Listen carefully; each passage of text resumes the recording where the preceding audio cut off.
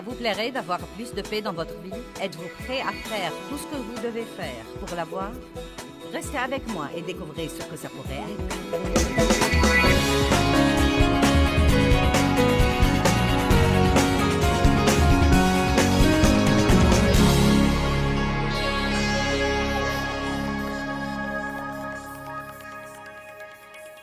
Arrêtez de séparer le sacré du profane. Et vos dons alors? Nous avons tous des dons que Dieu nous a donnés et il nous est facile de faire la chose pour laquelle nous sommes doués. Nous aimons la faire. J'aime enseigner. Je ne suis pas vraiment obligée, non, mais j'étudie et je travaille là-dessus de ce point de vue, mais c'est quelque chose qu'il m'est facile de faire. Allons à Romains 12.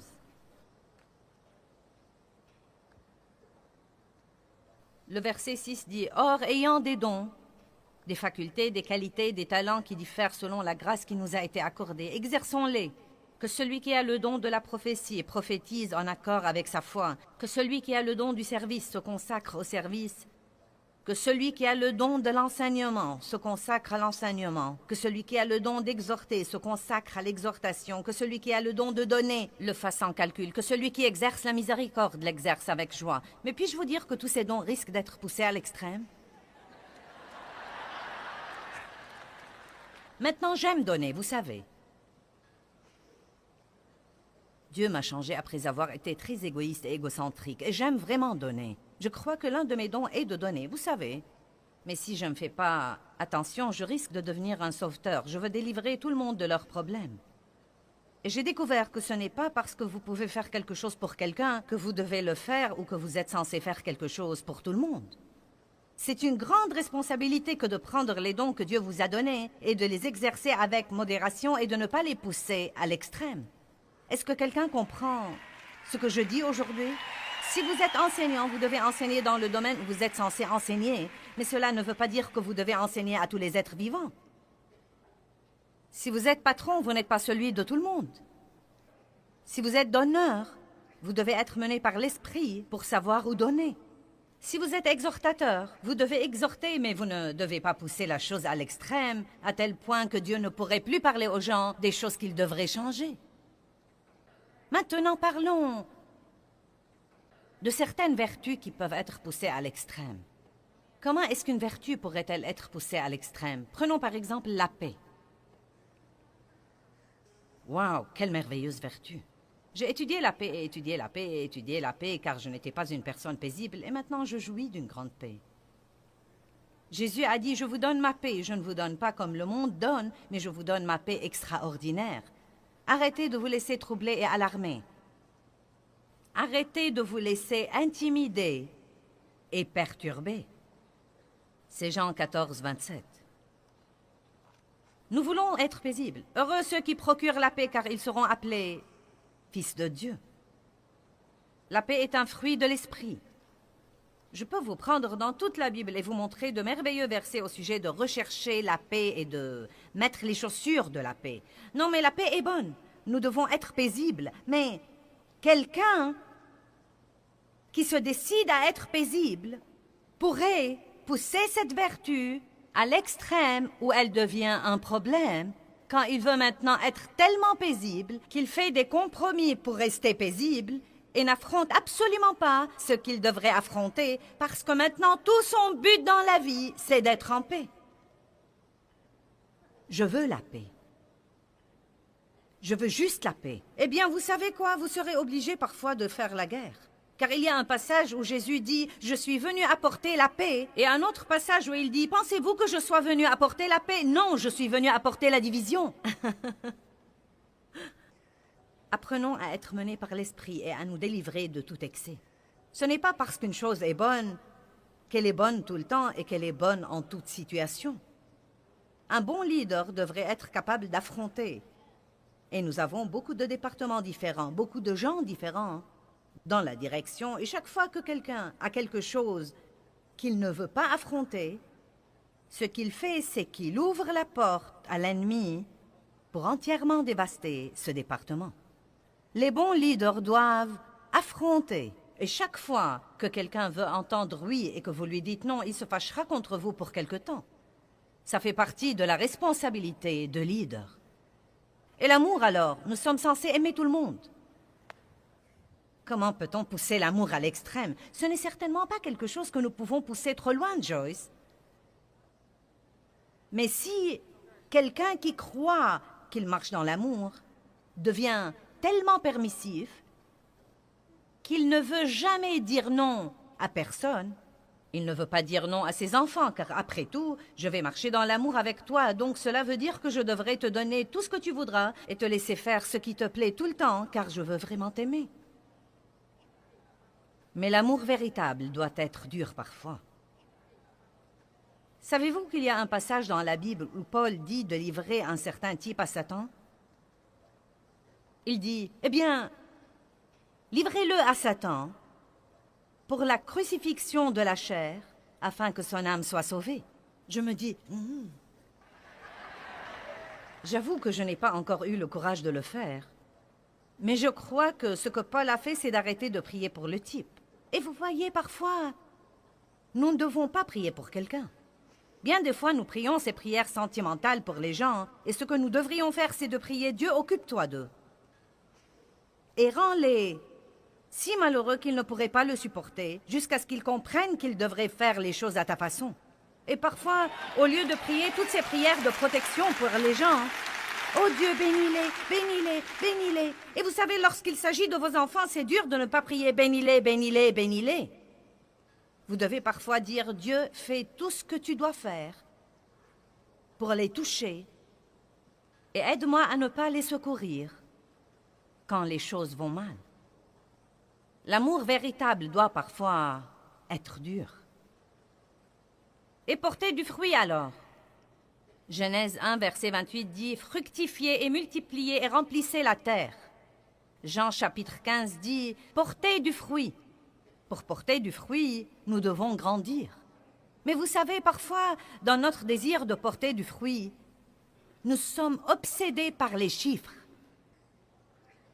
Combien de temps ai-je prié? Combien de chapitres ai-je lus? Combien de personnes sont venues à la réunion? Combien de gens... J'avais l'habitude de m'exaspérer. Combien de personnes sont venues à la réunion? Combien de chambres avons-nous réservées? Combien de courriers avons-nous reçus? Combien? Combien? Combien? Combien? Et mes émotions étaient en haut, en bas, en haut, en bas. Et j'ai commencé à voir ce passage dans la Bible où David amène la peste en Israël pour avoir compté le peuple et que ceci fut mauvais aux yeux de Dieu. Et je n'ai jamais vraiment compris ça, parce qu'il y a un passage où Dieu dit à Moïse de compter le peuple, et c'était bon. Donc, ce peut être bon parfois de compter quelque chose, mais nous devons savoir pourquoi nous comptons tout le temps. Qui sait que c'est un problème pour les gens dans la prière? Combien de temps ai-je prié? Nous mettons la montre. Eh bien, j'ai prié 1 heure. Je suis vraiment spirituelle aujourd'hui. Waouh! Combien de pages ai-je lu? Ouh! J'ai lu tout le livre de Matthieu. Qu'importe si vous n'avez rien appris. Vous l'avez lu.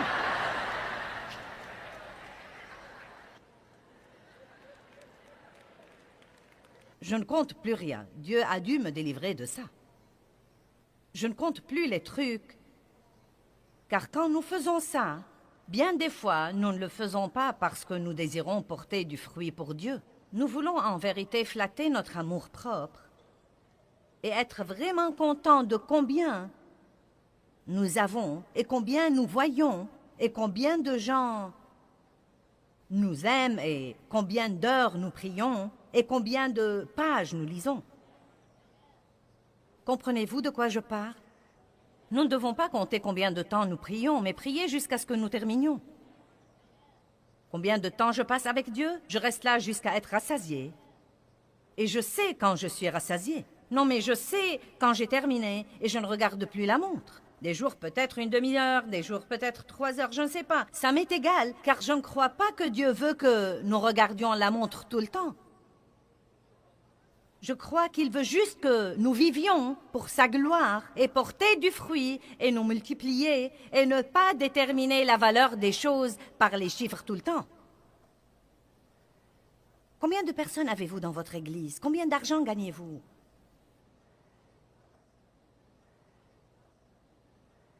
La Bible nous dit aussi d'être ferme. Être ferme. être ferme, discipliné et d'avoir des principes.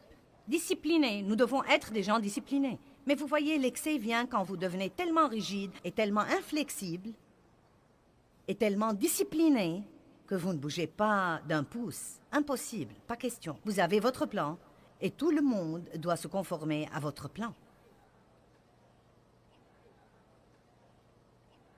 Ce n'est pas la volonté de Dieu. Et l'humilité alors? La Bible dit « Soyez humble ». Oui, je suis vraiment très humble.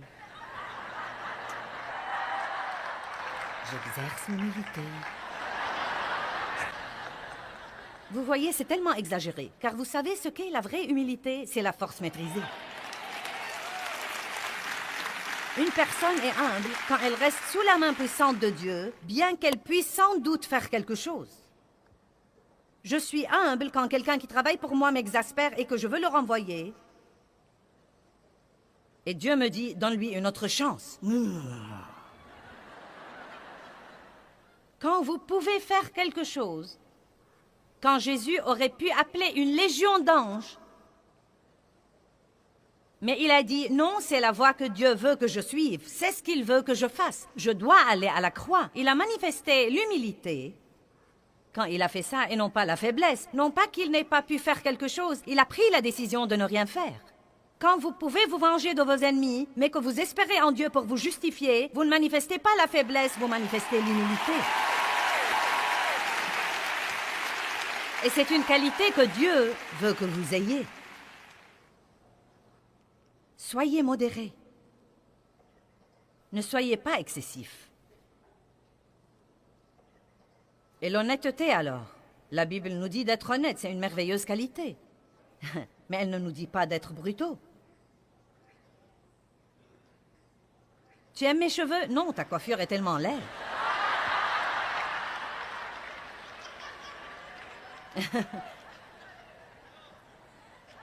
Tu m'as dit d'être honnête. La Bible dit de dire la vérité dans l'amour. Nous devons être honnêtes.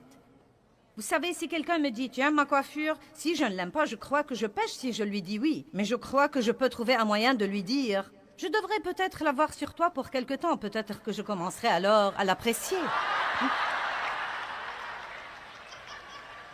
La plupart des gens qui m'entourent ne me demandent mon opinion que s'ils la veulent vraiment parce que je leur dis la vérité.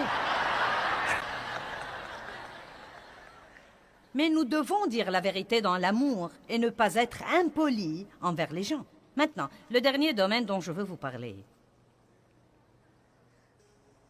La Bible nous dit de ne pas fréquenter les gens qui sont immoraux. Et pourtant, Jésus a mangé avec les percepteurs, les prostituées, et était l'ami des pécheurs. Maintenant, je voudrais que nous allions à 1 Corinthiens 5. Car je crois que les chrétiens ont besoin d'être éclairés sur ce point, car nous avons cette attitude arrogante. Nous jugeons et nous critiquons, et nous sommes trop bons pour parler à quelqu'un et trop bons pour manger avec quelqu'un parce qu'il est pécheur.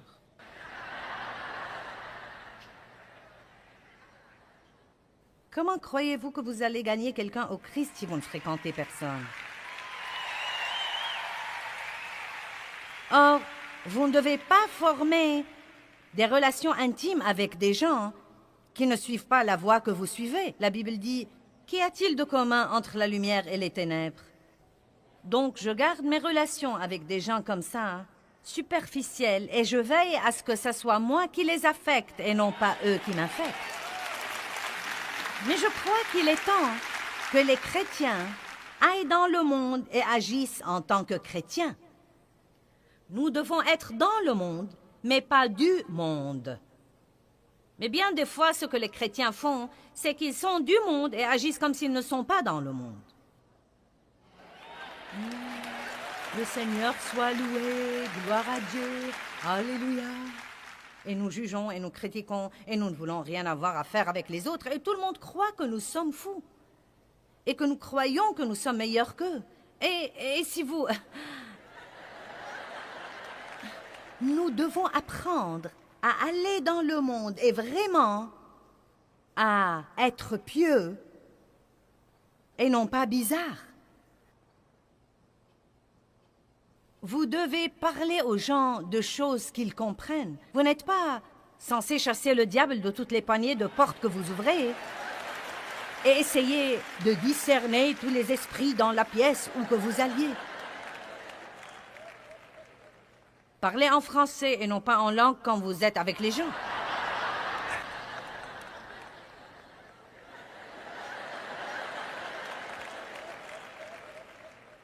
Les gens religieux jugent et critiquent tout le monde et ils ne veulent rien avoir à faire avec personne.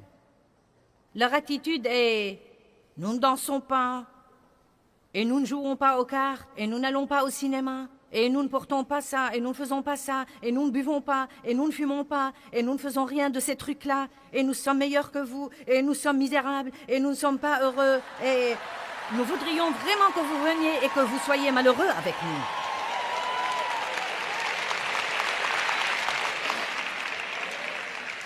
Vous feriez mieux d'aller vous amuser un peu avec les gens. Vous n'avez pas à écouter des cochonneries, ni faire des commérages, ni aller voir des films cochons. Ayez une échelle de valeur. Mais si vous voulez être gentil avec les gens et que vous voulez les aimer vraiment, mais maintenir un niveau d'intégrité dans votre vie, ils trouveront finalement quelqu'un qu'ils peuvent respecter et qui a quelque chose qu'ils voudraient avoir.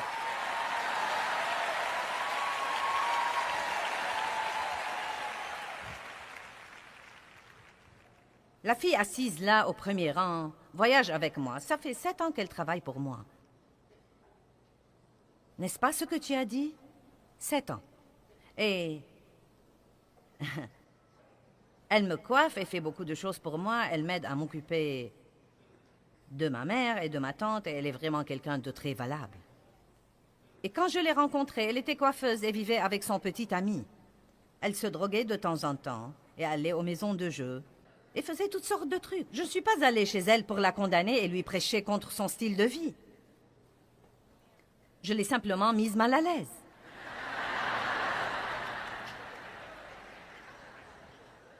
J'étais vraiment gentille avec elle et je lui offrais des cadeaux et...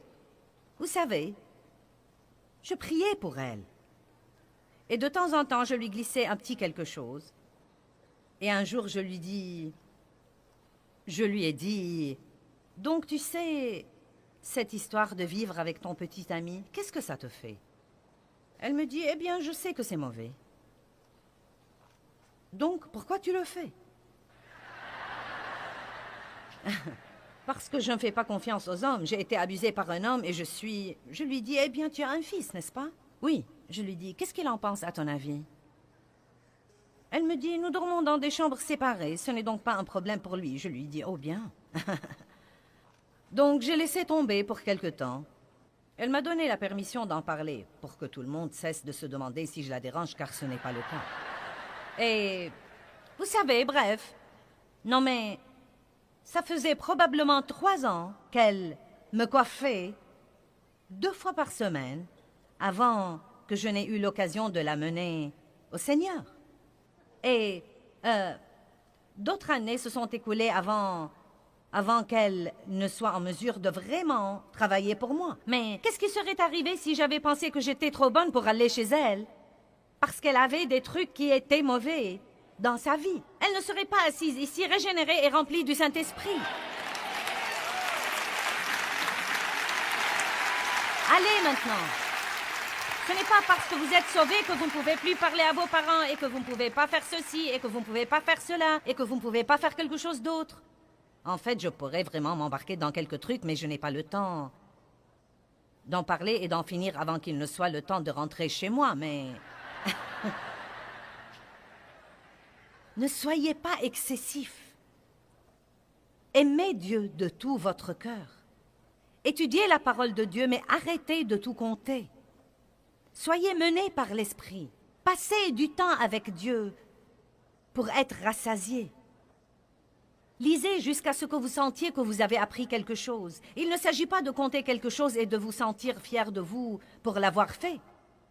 Essayez de ne pas avoir l'air trop spirituel et religieux quand vous êtes avec les gens qui n'ont pas la moindre idée d'où vous venez. Nettoyez vos maisons, payez vos factures. Si vous avez un mari qui est non sauvé, ce serait bon de ne pas le laisser à la maison et aller à l'église un dimanche. Allez à la pêche avec lui. Je ne sais pas, je ne dis pas de ne pas aller à l'église chaque dimanche, je dis que nous exagérons parfois. Vous serez peut-être surprise. Il pourrait décider d'aller à l'église si vous vous comportez comme une personne.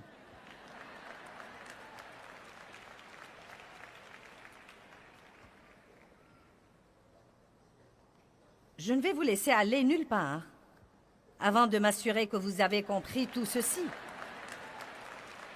Combien d'entre vous l'ont compris?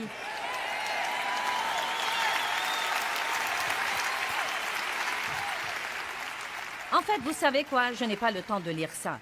Vous pouvez lire 1 Corinthiens vous-même, mais voilà l'essentiel. L'apôtre Paul dit en fait que nous devons nous méfier des soi-disant chrétiens qui mènent une vie immorale. C'est eux qu'il nous dit de ne pas fréquenter. Les gens qui prétendent être croyants alors qu'ils sont avides et ont toutes sortes de rebuts dans leur vie, c'est d'eux que nous devons nous méfier, et non pas de ceux qui disent qu'ils sont des pécheurs. Nous devons donc avoir de l'équilibre dans notre vie.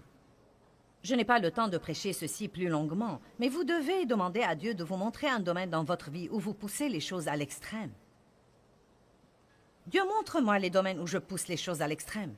Vous savez, peut-être que vous buvez trop de café ou de soda ou que vous mangez trop de sucre. Peut-être que vous ne faites pas assez d'exercice ou que vous en faites trop. Peut-être que vous ne parlez pas assez ou vous parlez trop. Peut-être que vous êtes trop paisible. Peut-être que vous devez déclencher un petit quelque chose dans votre maison de temps en temps. Peut-être que vous devez rentrer chez vous et déclencher un feu. Et dire, ce n'est pas une journée de feu. Qui sait de quoi je parle? Si vous voulez être des chrétiens, soyez des chrétiens qui commandent le respect. Ne soyez pas des mauviettes qui tournent autour du pot et qui restent assis à ne rien faire et se laissent tout le temps marcher sur les pieds. Soyez francs, soyez agressifs si vous voulez, mais faites-le avec piété. Laissez les gens savoir où vous en êtes. Soyez honnêtes, mais pas brutaux. Soyez disciplinés, mais ne soyez pas rigides. Soyez modérés. Qui croit qu'il pousse les choses à l'extrême? Je crois que j'ai donné le bon message, n'est-ce pas? Levons-nous tous.